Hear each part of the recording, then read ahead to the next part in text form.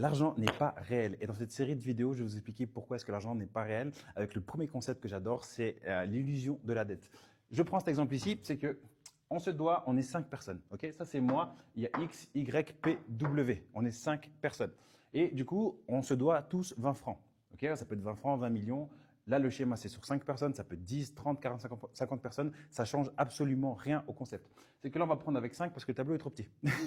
En gros, là, ce qu'on va faire, c'est que moi, j'ai 20 francs. Ok, et puis, je dois 20 francs à X, que X doit à Y, que Y doit à P et à W. Et en gros, ce que je vais vous expliquer, c'est qu'avec mon simple billet de 20 francs, désolé, j'ai pas de billet de 20 francs, j'ai que ça.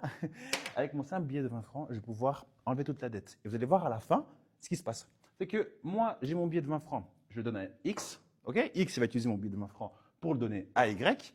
Et Y le donnera à P, que P donnera à W. Ok, et au final, qu'est-ce qui se passe ici?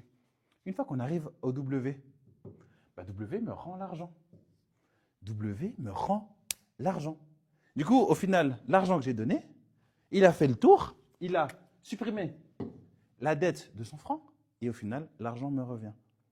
Je ne sais pas si vous êtes en train de comprendre un petit peu. L'argent n'est pas réel, c'est un flux. Il doit continuellement tourner. L'argent, c'est un simple outil. Ce n'est même pas réel. Là, on avait une dette de 100 francs.